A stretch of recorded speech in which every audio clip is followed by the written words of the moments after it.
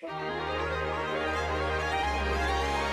everyone, Felix from Nintendo Life here, and yes, today we are finally here to review the remake of Paper Mario: The Thousand Year Door for the Nintendo Switch. This review was written by the wonderful Alana Higgs and has been adapted into this video by me.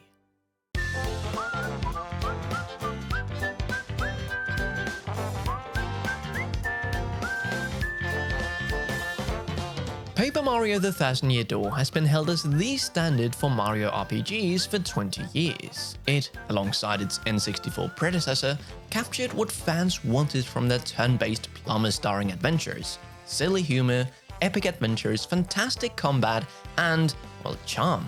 Purists often view the GameCube original as the end of the true Paper Mario style. A little bit unfair perhaps when Super Paper Mario and the Origami King are both great, if undeniably different from the original formula. It should be no surprise that the Switch remake of Paper Mario: The Thousand Year Door was celebrated upon its announcement. Even if you like other Paper Mario titles, it's hard to argue that Thousand Year Door wasn't a high point for the plumber, not just in the RPG space, but in Mario's wider canon. And 2 decades later, that still holds true, and now the best Mario RPG is finally more accessible.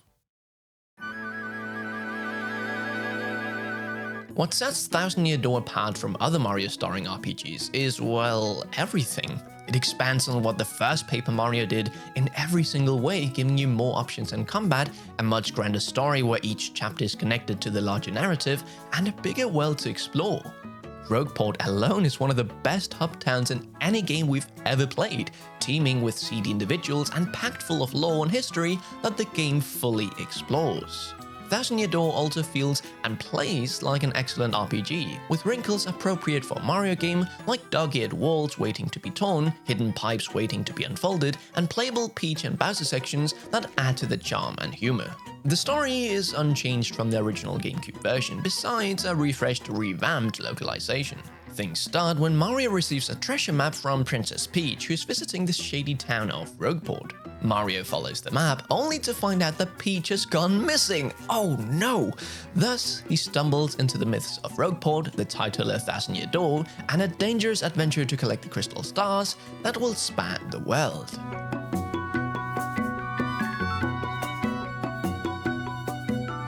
This game is packed full of twists and turns, and there's a real mix of spectacle and silliness throughout. From Hooktail's grand entrance at the top of the game's first dungeon, to the hilarious whodunit on the XS Express, it's bursting with personality. What other Mario game has a Pianta mafia who runs a casino, or a flirtatious mouse thief who's willing to get a bit cheeky with Mario? Perhaps the silliest and best example of the writing involves Luigi, who is on his own little adventure. We insist that you talk to him every time you see him, you won't regret it.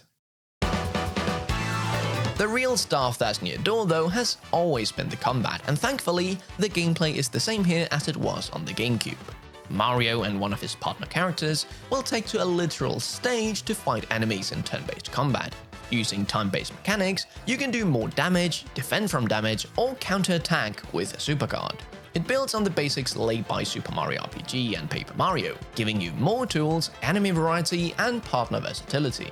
Badges also return, some of which give Mario new attacks like Power Hammer or Multi-Bounce, while others boost his health, Flower Power, which is magic, or stats. Mario feels endlessly customizable, and you can really go to town and experiment with the playstyle you want. You also need to play to the crowd by using the appeal command, landing perfect hits, and sometimes even adding an extra flourish mid-attack to wow onlookers. All this to generate more star power that you can use for specials. The crowd can throw helpful healing items at you, although other times the X-Nauts or some of Bowser's minions can throw rocks and you can eject these from the audience. Other times they'll invade the stage and drop items on either you or your enemy. It's simple, but every battle is incredibly fun. Each partner has their strengths and weaknesses that they bring to the table too. Goombella, the sassy university student, is a solid offensive and defensive option who can tell you an enemy's weakness or attack for multiple hits. Everyone loves Yoshi, but how about a newly hatched baby Yoshi that has tons of attitude to go with it? Physically, he might be the best character in the game, with fun button commands that make him a powerhouse. These are some of the best Mario characters ever. Some are just outright funny, while others have sob-worthy stories. But we wanted to focus on Vivian, a fan favorite and member of the Three Shadows who eventually joins Mario. We adored her in the original, and she's just as great here with fantastic battle prowess and a heartwarming story arc, made all the better by the updated localization. In Japanese and several other languages, Vivian was always a transgender woman, but in the original English script, this was omitted. Now, in English, Vivian talks about accepting her true identity, specifically her gender.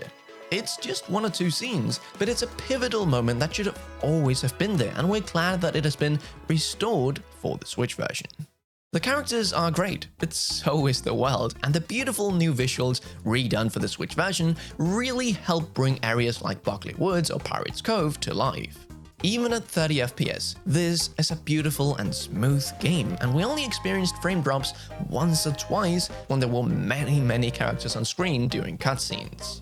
There's also a completely rearranged soundtrack which takes a leaf out of the Origami King's book, and now every single location provides a unique twist on the main battle theme. Blitzville gives you a rock-heavy rendition, while Hooktail's castle delivers something a bit more sinister.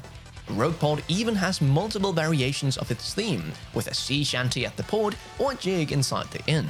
We cannot praise the new music enough, and it breathes fresh life into the adventure.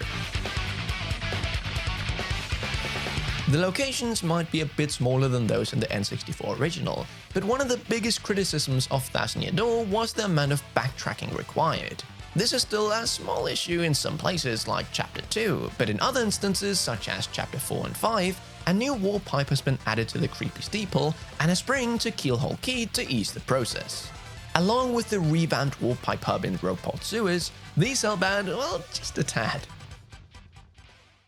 Ironing out the creases is the name of the game with all the Switch version's additions. Mario's partners not only come in handy in battles, but also when roaming around the overworld. Koops, the Shy Kooper, can hit switches and grab items from a distance, while Admiral Bobbery can be thrown forward and blow up walls with cracks in them. These skills are required to progress and uncover secrets, but previously, you had to pop into a menu and swap these characters around. This time around though, you can access the partner wheel to flip between partners at the drop of a hat. It saves one or two clicks, but it also just helps make exploration much smoother. There are loads of small things like this throughout. A new hint system helps you figure out what to do next. Separately, when taking on Travel Center requests, a new NPC can give advice on how to complete that request. If you die during a boss fight, you'll have the opportunity to start again from the boss room and skip the cutscenes. And this works for that infamously long final boss too. Other things that have been added or tweaked include a couple of new save blocks throughout the game, a slightly bigger inventory, and an unlockable art and sound gallery. However, our biggest gripe remains the Trouble Center. This is Thousand Year Door's way of handling side quests, and they gradually unlock as you progress throughout the game. The problem is that you can only take on one of these at a time, and you have to return to the center in Rogueport to pick up another request. This felt like an obvious fix for us, particularly as you have a journal where Mario stores hints for the collectible shine sprites or star pieces. It's a minor blemish, however, particularly given the newer backtracking system. If there's anything else we're slightly disappointed with, it's the lack of new content. The Super Mario RPG remake from last year certainly didn't add a ton, but it added just enough and made it more challenging.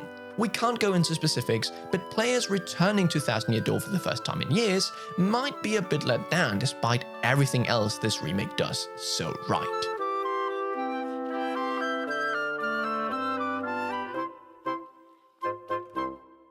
So in conclusion, for 20 years, Paper Mario: The Thousand Year Door has been held as the best Mario RPG of all time, and the Switch remake proves it has earned that title. This is a fantastic RPG adventure whether you're a Mario fan or not, with some of the best-in-class combat, brilliant writing, and a few little creases ironed out to make this the definitive way to play Thousand Year Door.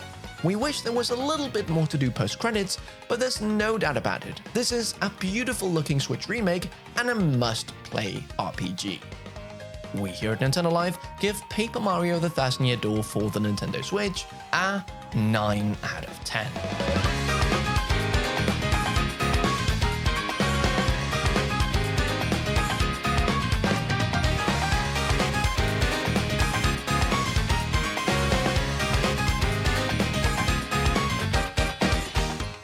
with the review done, it is time for Felix's personal thoughts, because man oh man, I have a lot of stuff I want to say.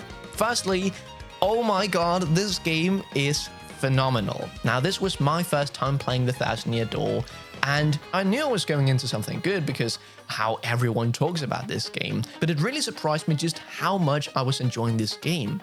Every free moment I had, I picked up my Switch and continued on with my adventure. I loved how this game was structured up in chapters. Each chapter you go to a new location, get a star, you play a Peach section, you play a Bowser section. It was just so satisfying to play through. The writing also, boy is it good.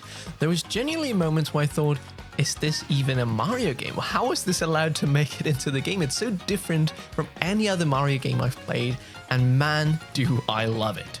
Now, I played Paper Mario the Origami King before, and I actually really enjoyed that experience, but when you compare the combat of this game to Origami King, I mean, there's no real competition. This game completely takes the first place. It's not just a gimmick, you don't just only earn coins. No, there's so much to the combat in Thousand Year Door. You can switch out your partners, you can change your badges, there's the perfect timed hits, and there's the Super Guard, which is an even more perfectly timed hit. Then you have the boatload of items to change things up, plus the star powers, and the whole setting is just so gorgeous. I know Alana already talked about the music, but I just want to re-emphasize just how amazing the music is. Now, there's a badge that lets you revert to the original tunes, and I did that throughout the game, and every time I switched back to the remade soundtrack, it is such an improvement, I gotta tell you. Especially in battles, it is so cool that each region has its own theme, and it was actually a thing I looked forward to in each new chapter to see, okay, how have they done the rendition of this battle theme, because they are drastically different. I also want to touch upon the badges, because when I was playing the game, I felt I was having a bit of like, wait, haven't I seen this somewhere before? And I totally have, because Hollow Knight, that's the exact same mechanic. I just had no idea it came from this game, and was really surprised and glad to see that, because the badges in Hollow Knight just work really, really well. And these badges in Paper Mario the Thousand Year Door also work as the difficulty. You have badges that make your life easier, but also some that give you double damage, so there's something for everyone. And don't even get me started on the graphics of this game. One of the most beautiful games on Switch. The way that the light and shadows work together, the way everything is so colorful and pretty, it simply just doesn't get much better than this. It's become one of my favorite games that I've ever played. Yes, it is really that good. Now, normally I'm not a person that goes out of its way to 100% a game, but this game was so good that I just wanted to see everything this game had to offer. All the shine sprites, I got them. All the star pieces, well, I'm still trying to find those. But what I mean is that with any other game, I would have reached the end credits and that's it. I simply don't find a lot of joy in trying to find all the secrets of a game, but this one is a special breed, and it actually felt fun going around and trying to see everything the different areas had to offer. If you've never played the Thousand Year Door before, you absolutely need to try this game out. I'm so happy that this will finally be available for a much wider audience, and I really hope that this does well so we can get some more Paper Marios in this style in the future. But yeah, if you enjoyed this video, why don't you battle that subscribe button upon a stage with loads of cool mechanics and maneuvers, and in the end you become victorious, and thus give it a little click. Don't forget to check out our website, nintendolife.com, where you can find reviews like these, but in written form. Stay safe, please do pick up Paper Mario the Thousand Year Door, and we'll see you in the next one. Felix from Nintendo Life, out.